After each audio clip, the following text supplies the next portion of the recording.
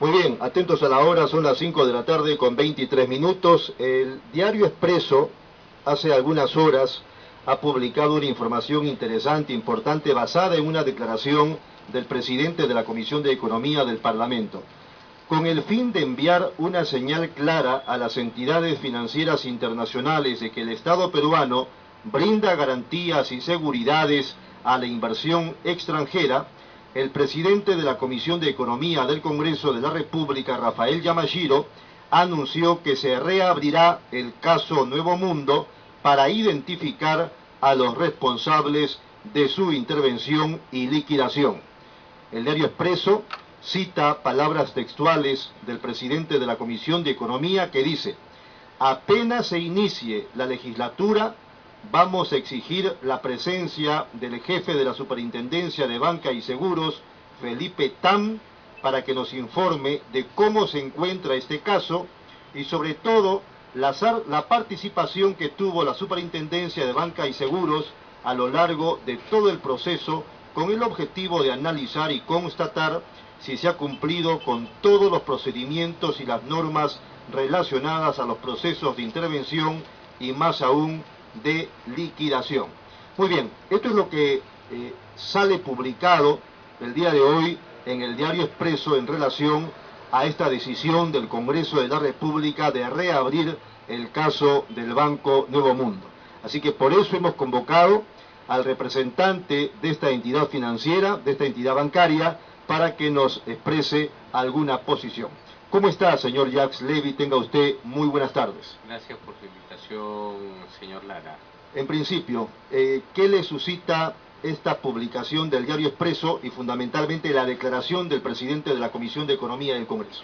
Bueno, me parece muy apropiada que existan políticos responsables que vean con desagrado e inquietud la posición del ente regulador de la ley de bancos, por la cual se ven obligados de informar a sus legítimos accionistas de cómo dos bancos locales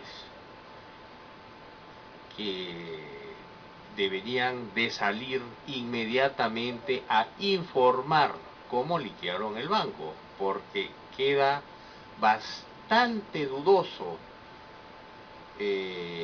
cómo es que la liquidación se llevó a cabo. ¿De qué bancos estamos hablando?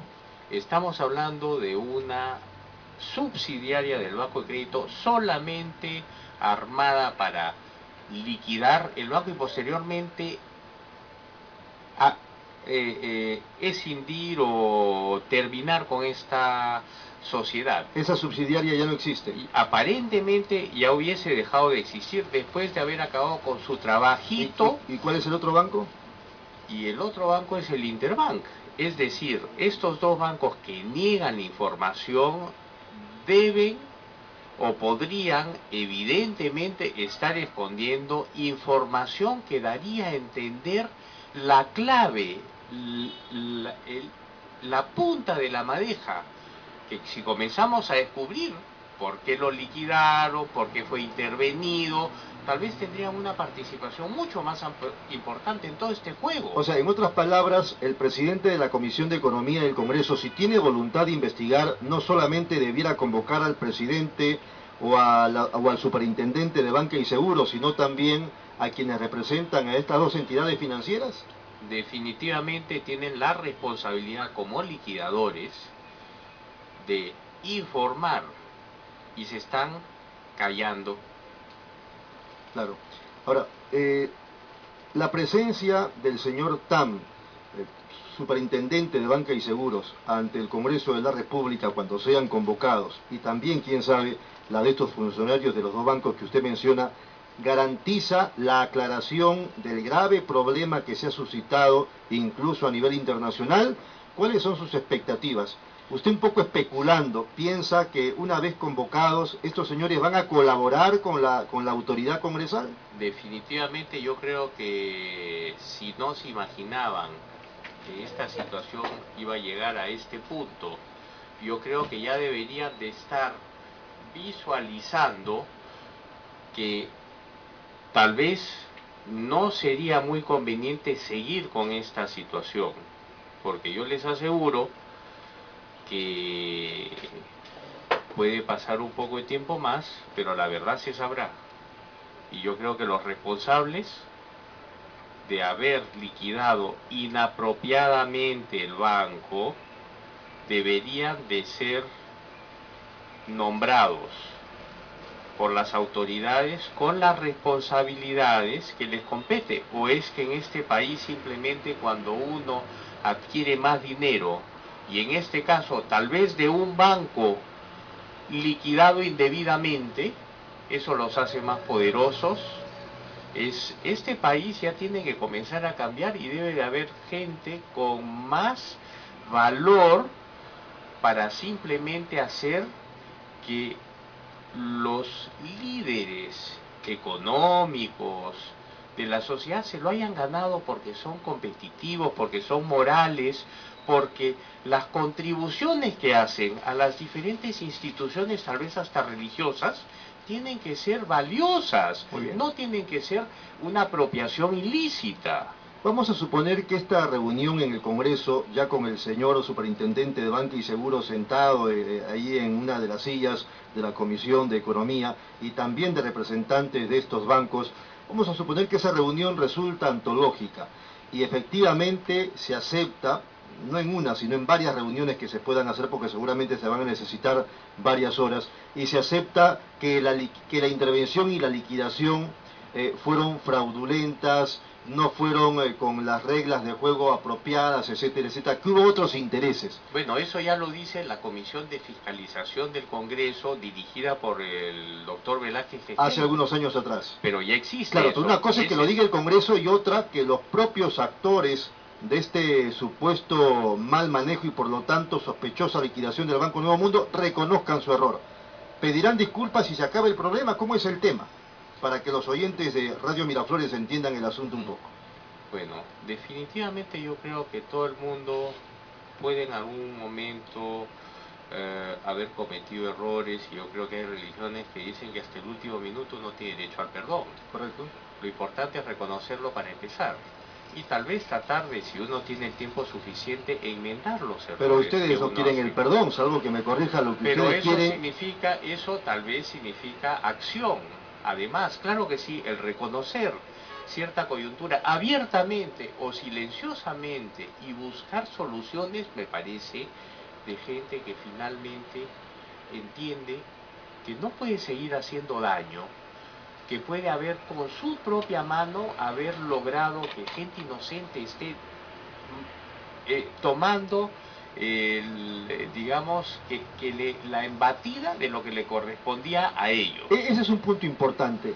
¿Hasta qué punto esta fraudulenta y sospechosa, por lo tanto, liquidación del Banco Nuevo Mundo los dañó a ustedes, más allá del tema moral, económicamente? ¿Podríamos hablar un poco de las cifras de este contexto? Claro, me encantaría ponerlo en el contexto contrario, más allá de lo económico, como moralmente. Es decir, pongamos las cosas en perspectiva. Para nosotros, que hemos sido educados, creo de manera normal, consideramos que el verdadero valor de las personas está en su moral. Y es justamente eso que existe en este país, que hoy en día nos estamos supuestamente desarrollando. Tenemos que comprender. El liderazgo tiene que ser manejado por gente que sepa dirigir a los seguidores. Tiene que ser un liderazgo servidor, un liderazgo de gente moral que no se sirve. Pero ustedes no van a renunciar a la indemnización que les corresponde, ¿o sí? No, definitivamente estamos luchando por que se nos devuelva aquello que... Su patrimonio. El patrimonio y tal vez algún resarcimiento moral. Correcto, estamos hablando de dos temas, el patrimonio y un resarcimiento económico y moral. Correcto. ¿El patrimonio de cuánto era? ¿Cuánto perdieron ustedes como patrimonio en esa época? Bueno, hoy en día estudio de daños, porque es una cosa técnica. Correcto, yo lo sé. El estudio de daños... Para que los oyentes entiendan y no los aburramos, más o menos de cuánto dinero estamos hablando como patrimonio que perdieron ustedes en base a una fraudulenta liquidación. La persecución que lleva el gobierno del señor Alan García en todos sus Ese es otro tema. Pero en todos sus temas vamos a sumar toda la persecución que estamos nosotros cuantificando, equivaldría pues a lo del Banco Nuevo Mundo. No, estamos hablando solo del Banco Nuevo Mundo. Bueno, en el tema el patrimonio que ustedes perdieron. Hoy en día el daño lo calcularíamos por encima de los 3.000 millones. Ahora, ¿cómo se entiende que el presidente de la Comisión de Economía, preocupado por la situación del Banco Nuevo Mundo, porque a él le ha llegado información, entiendo, de que ha sido una liquidación manoseada, manipulada, etcétera, esté convocando a los protagonistas de este entuerto, y sin embargo en paralelo ese tema ya se está viendo a nivel internacional a través del CIADI, que es un organismo de arbitraje que va a decidir, supongo, en los próximos meses o en los próximos años, si el Estado va a tener que indemnizarle a los accionistas del Banco Nuevo Mundo a través de una millonada que va a salir del bolsillo de todos los peruanos. Solamente con el video del doctor Alan García, que cuando estamos en la Corte Suprema le miente al país, diciéndole que es la economía del Perú quiebra porque hay un juicio de 500 millones de dólares. Es mentira. El juicio era solamente por la nulidad del acto de liquidación. Entonces, solamente con esa interferencia de poder, el caso ante un panel de árbitros normal, por la interferencia de poder que se nos negó la justicia, ya está el Perú tremendamente complicado. Ahora, si a eso le agregamos de que el Perú niega la información de la liquidación, la posición del Perú se complica bastante más. Claro. El problema es que el culpable es el presidente García, y al final, cuando el CIADI les dé la razón a ustedes, el perjudicado no va a ser García, vamos a ser nosotros los peruanos. Bueno, yo creo que los responsables acá mayormente son las autoridades y algunos intereses privados coludidos con las autoridades, porque definitivamente no hay derecho que los liquidadores hoy en día no muestren la información de la liquidación del banco. ¿Qué tanto están escondiendo? Y simplemente, si uno es ha hecho algo malo, lo puedo entender, pero nosotros tenemos que asumir que estos dos bancos se han literalmente pelado el banco, que no quiere mostrar la información, o qué podemos asumir. De acuerdo. Muy bien, vamos a una breve pausa y regresamos con la última parte de la entrevista al señor Jacques Ley.